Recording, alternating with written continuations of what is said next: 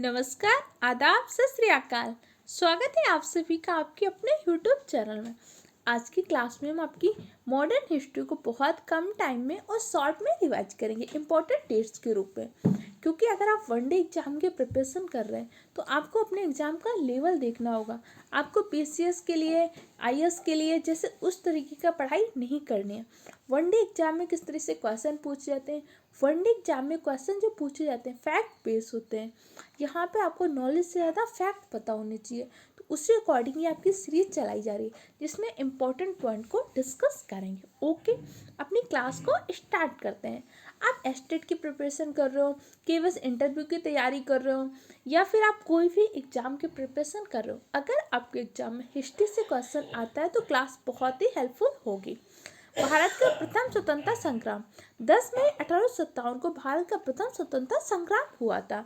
1857 के विद्रोह का तात्कालिक कारण था ब्राउन बेस बंदूक के स्थान पर एनफील्ड राइफल आए थे, जिसमें अफवाह थी कि उसमें गाय व सुअर की चर्बी का प्रयोग किया जा रहा है, जिससे हिंदू तथा मुस्लिम दोनों की धार्मिक भावनाएं आहत हुई थी। 1806 का जो वेल्लोर विद्रोह हुआ था, ये आपका प्रथम सैनिक विद्रोह है। 1857 का विद्रोह भी सैनिक विद्रोह था, लेकिन अगर आपसे क्वेश्चन पूछेगा प्रथम सैनिक विद्रोह कौन सा था, 1806 का वेल्लोर का विद्रोह था। 1806 का वेल्लोर का विद्रोह होने के कारण था कि सैनिकों को पगड़ी बांधने और कुंडल पहनने पर रोक लगा दी थी। इसके अलावा समस्त सैनिकों को वर्मा जाना अनिवार्य कर दिया गया था। उस टाइम पे हमारे यहाँ समुद्र को देवता मानते थे, तो मानना थी कि अगर हम वर्मा जाएंगे तो समुद्र को पार करके जाना पड़ेगा। तो उस टाइम पे इस तरह की रूढ़ियाँ चलती थी कि अगर आपने समुद्र पे पैर रख लिया, मतलब अपने देवता के ऊपर पैर रख लिया, जिससे कहते थे कि हमारा धर्म भ्रष्ट हो गया। इसलिए जो भी भारतीय सैनिक थे वो समुद्र पार करके जाना नहीं चाहते थे। और जब वो एक्ट आया था, उसमें कहा गया था कि सैनिकों को जरूरत पड़ने पर बाहर भेजा जा सकता है। उस टाइम पे जबरदस्ती कुछ सैनिकों को बर्मा भेजा गया था। इसके साथ साथ क्या, उनको कुंडल पहनने पर, पगड़ी पहनने पर रोक लगा दी। ये सारे कारण धीरे धीरे बन रहे थे जो विद्रोह के फॉर्म में आ रहे थे। स्वामी विवेकानंद का जन्म कब हुआ था? स्वामी विवेकानंद का जन्म हुआ था 1861 में। स्वामी विवेकानंद के जन्म दिवस को हम युवा दिवस के रूप में मनाते हैं। अब युवा दिवस कब मनाते हैं, कमेंट सेक्शन में आंसर कीजिए। प्रार्थना समाज की स्थापना किसने की थी? 1867 में। किसने की थी? आत्माराम पांडुरंग ने प्रार्थना समाज की स्थापना की थी। महात्मा गांधी का जन्म कब हुआ था? 2 अक्टूबर 1869 को महात्मा गांधी का जन्म हुआ था। 2 अक्टूबर को गांधी जयंती के साथ साथ हम क्या अहिंसा दिवस के रूप में भी मनाते हैं। ओके, इसके अलावा महात्मा गांधी से जुड़े गांधी युग से जितने भी इम्पोर्टेंट पॉइंट हैं उसको मैं एक अलग क्लास में डिस्कस कर चुकी हूँ, उस क्लास को जरूर देख लीजिएगा। 1872 में कूका विद्रोह हुआ था। कूका विद्रोह किसके नेतृत्व में हुआ था? कूका विद्रोह आपके भगत जवाहर मल के नेतृत्व में हुआ था। आर्य समाज की स्थापना किसने की थी? आर्य समाज की स्थापना की थी स्वामी दयानंद सरस्वती ने। कब हुई थी? 1875 में आर्य समाज की स्थापना हुई थी। भारतीय राष्ट्रीय कांग्रेस की स्थापना कब हुई थी? 28 दिसंबर 1885 को भारतीय राष्ट्रीय कांग्रेस की स्थापना हुई थी। पहले अध्यक्ष कौन थे? व्योमचंद्र बनर्जी। और जो भारतीय राष्ट्रीय कांग्रेस की स्थापना हुई थी तो इसका पहला अधिवेशन कहाँ पे हुआ था? पहला अधिवेशन होना था आपके पुणे में, लेकिन पुणे में क्या हुआ था, उस टाइम पे प्लेग फैल गया था। प्लेग को काली मौत के नाम से भी जानते हैं। प्लेग किससे होते हैं? चूहों में पानी जला और पिस्सू, पिस्सू के द्वारा क्या होता है, आपका प्लेग हो जाता है। अच्छा बताइए, प्लेग के लिए कौन सा टीका लगता है? कमेंट सेक्शन में आंसर दीजिएगा। अब आपका पहला अधिवेशन होना तो पुणे में था, लेकिन हुआ क्या, वहाँ पे प्लेग फैल गया। तो उस अधिवेशन को फिर हमने कहाँ पे शिफ्ट किया? मुंबई में। तो भारतीय राष्ट्रीय कांग्रेस का आपका पहला अधिवेशन मुंबई, जिसे उस टाइम पे बम्बई बोलते थे, बम्बई के गोकुल दास तेजपाल संस्कृत महाविद्यालय में हुआ था। जब भारतीय राष्ट्रीय संघ का निर्माण हुआ था कांग्रेस का, तब इसका नाम कांग्रेस नहीं था। पहले कितने सदस्य थे? 72 सदस्य थे। क्लियर हो क्या? इसके आगे हम डिस्कस करते हैं। आगे बंगाल विभाजन। बंगाल विभाजन कब हुआ था? 1905 में। 1905 में बंगाल विभाजन होता। बंगाल विभाजन के विरोध में हमने स्वदेशी आंदोलन बहिष्कार प्रस्ताव पारित किए थे। और बंगाल विभाजन में ही क्या हुआ था, कांग्रेस के जो दोनों नेता होते हैं, गरम दल के नेता और नरम दल के नेता, दोनों में क्या होता, बहुत ज़्यादा वैचारिक मतभेद होने लगा था। मुख्य रूप से वैचारिक मतभेद था कि जो स्वदेशी आंदोलन और बहिष्कार प्रस्ताव, जो नरम दल के नेता कह रहे थे वो कह रहे थे स्वदेशी आंदोलन और बहिष्कार प्रस्ताव को हम सिर्फ बंगाल तक रखेंगे, जबकि गर्म दल के नेता कहते हैं इसे हम पूरे देश में करेंगे। इसीलिए इनमें वैचारिक मतभेद होता रहता है। अंत में वैचारिक मतभेद इतना हो जाता है कि 1907 के सूरत अधिवेशन में कांग्रेस 2 दलों में बढ़ जाती है, गर्म दल और नरम दल में। फिर इनका पैचअप कब होता है? 1907 में इनका ब्रेकअप तो हो गया, लेकिन अब पैचअप कब हुआ? 1915 में लखनऊ समझौता में इनका पैचअप होता है।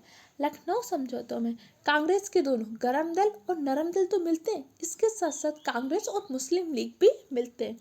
हो सकता है सारी इन्फॉर्मेशन आपको एक साथ ज़्यादा लग रही हो, लेकिन ये क्लास रिवाइज करने के लिए इसी तरीके से आपको रिवाइज करना है, क्योंकि आपने सारी क्लासेज पढ़ चुके हैं। आगे देखते हैं। आगे मुस्लिम लीग की स्थापना कब हुई थी? 1906 में आगा खां के नेतृत्व में मुस्लिम लीग की स्थापना हुई थी। मुस्लिम लीग और कांग्रेस आपस में कब मिलते हैं? 1916 के लखनऊ समझौता में। 1916 के लखनऊ समझौता की अध्यक्षता किसने की थी? अंबिका चरण मजूमदार ने की थी। प्रथम विश्व युद्ध कब हुआ था? 1914 से 1918 के बीच प्रथम विश्व युद्ध हुआ था। प्रथम विश्व युद्ध में महात्मा गांधी ने बहुत सारे भारतीयों को भर्ती कराया था। बहुत सारे जब भारतीयों को इन्होंने युद्ध में भर्ती होने के लिए प्रेरित किया था, तो इसीलिए इन्हें क्या बोला गया था? भर्ती कराने वाला सार्जेंट भी बोला गया था। और इसी से प्रभावित होकर अंग्रेजों ने क्या किया था? महात्मा गांधी को केसर हिंद की उपाधि प्रदान की थी। ओके, महात्मा गांधी का पहला भारत में कौन सा आंदोलन था? महात्मा गांधी का भारत में पहला आंदोलन था आपका चंपारण का आंदोलन। चंपारण सत्याग्रह हुआ था 1917 में। भारत में महात्मा गांधी ने पहली बार सत्याग्रह का प्रयोग कब किया था? तो आपके चंपारण सत्याग्रह में 1917 में किया था। अगर पूछेगा पहली बार सत्याग्रह का प्रयोग महात्मा गांधी ने कहाँ किया था? आपके दक्षिण अफ्रीका में किया था। अगर आपसे इंडिया के टर्म में पूछेगा तो इंडिया में सबसे पहले किया था चंपारण 1917 में। इसके पश्चात क्या होता है? आपका खेड़ा सत्याग्रह होता है। खेड़ा सत्याग्रह कब होता है? 1918 में। वहाँ पे क्या किया गया था? लगान बहुत ज़्यादा कर दिया गया था। लगान बहुत ज़्यादा कर दिया था। कृषकों की आय नहीं होती, क्योंकि उस टाइम पे क्या होता? सूखा और अकाल पड़ गया था। इसका विरोध कर रहे थे, इसलिए 1918 में आपका खेड़ा सत्याग्रह होता है। 1919 में जलियांवाला बाग हत्याकांड होता है। जलियांवाला बाग हत्याकांड क्यों होता है? क्योंकि वहाँ पे जो नेता थे, 2 स्थानीय नेता थे, डॉक्टर सत्यपाल और डॉक्टर सैफुद्दीन किचलू, इनको गिरफ्तार कर लिया गया था। ये गिरफ्तार क्यों किया गया था? क्योंकि उस टाइम पे क्या हुआ था? आपका रॉलेट एक्ट आया था। रॉलेट एक्ट को काला कानून भी कहा गया था। बिना अपील, बिना दलील का कानून भी कहा गया था। इसी रॉलेट एक्ट का सभी विरोध कर रहे थे, क्योंकि इस रॉलेट एक्ट में कहा गया था कि जिसके ऊपर भी हमें शंका या संदेह होगा, उसे हम जब तक चाहे गिरफ्तार कर सकते हैं और जब तक चाहे जेल में रख सकते हैं। इसको क्या इस यूज से लाया गया था कि जितने भी हमारे भारतीय नेता हैं या भारतीय क्रांतिकारी, उनके दमन करने के उद्देश्य से रॉलेट एक्ट आया था। इसी रॉलेट एक्ट का बहुत ज़्यादा विरोध हो रहा था। तो जो पंजाब के 2 नेता थे, डॉक्टर सत्यपाल और सैफुद्दीन किचलू को गिरफ्तार कर लिया था। उनके गिरफ्तारी के विरोध में बहुत सारे लोग जलियांवाले बाग में एकत्र हुए थे। वहाँ पे जनरल डायर को एक हंसराज नामक व्यक्ति ने सूचना दी थी। उनके सूचना पर जनरल डायर ने क्या किया था? उस निहत्थी भीड़ पर गोलियां चलवा दी थी, जिसमें हजारों के लोग में मृत्यु हुई थी, बहुत ज़्यादा लोग घायल हुए थे। कब हुआ था? 1919 का जलियांवाला बाग हत्याकांड के नाम से जाना जाता है। अभी कुछ टाइम पे पहले क्या हुआ था? कुछ टाइम पहले वहाँ के पीएम आए थे। उन्होंने कहा था कि जलियांवाला बाग के जो हत्याकांड हुआ, वो एक बहुत ही दर्दनाक घटना थी, जिसे नहीं होना चाहिए। वहाँ के उन्होंने विजिटर डायरी में लिखा था। तो पीसीएस मेंस में इस तरह से क्वेश्चन भी पूछा गया था। लेकिन अब आपको ऐसे क्वेश्चन नहीं पता होने चाहिए कि जो इतिहास में हमारे एक क्वेश्चन था कि जैसे इतिहास में हमारे पूर्वजों ने जो गलती की, उसकी माफ़ी हमें मांगनी चाहिए या नहीं मांगनी चाहिए। अब इस पे आपकी क्या राय होगी? तो ऐसे क्वेश्चन आपको पीसीएस मेंस में आपको पता होनी चाहिए अप्रोच, कि हमें हमारे अगर पूर्वजों ने कोई गलती की तो उसके लिए माफ़ी मांगनी चाहिए। क्यों मांगनी चाहिए? क्योंकि हमारे पूर्वजों ने जो अच्छे काम किया है, उसका प्राउड तो हम आज भी लेते हैं ना, तो उनकी गलतियों की माफ़ी भी मांगनी चाहिए। इस आंसर को बहुत ब्रॉड तरीके से लिखा जा सकता है। लेकिन आप वनडे एग्जाम के प्रिपरेशन कर रहे हैं तो आपको सिर्फ फैक्ट पता होनी चाहिए। खिलाफत आंदोलन। खिलाफत आंदोलन क्या हुआ था? 1920 में हुआ था। महात्मा गांधी जी ने असहयोग आंदोलन स्टार्ट किया था, उधर खिलाफत आंदोलन में स्टार्ट हुआ था। दोनों एक जैसे थे, सिर्फ नाम चेंज हो गए थे। इन्होंने कहा कि असहयोग आंदोलन कर रहे हैं, उन्होंने बोला कि हम खिलाफत आंदोलन कर रहे हैं। असहयोग आंदोलन आपके कब से कब तक चला था? 1920 से लेकर 1922 तक आपका असहयोग आंदोलन चला था। चौरी चौरा कांड कब हुआ था? 1922 में आपको चौरी चौरा हत्याकांड हुआ था। साइमन कमीशन की नियुक्ति कब हुई थी? 1927 में साइमन कमीशन की नियुक्ति हुई। लेकिन साइमन कमीशन इंडिया कब आता है? 1928 में साइमन कमीशन इंडिया आता है। मॉडर्न हिस्ट्री से कुछ इंपॉर्टेंट डेट को मैंने डिस्कस किया। आगे की डेट को नेक्स्ट क्लास में डिस्कस करेंगे। तब तक के लिए चैनल को सब्सक्राइब करिए, वीडियो को लाइक कीजिए, दूसरे फ्रेंड के साथ शेयर कीजिए। Okay, thank you.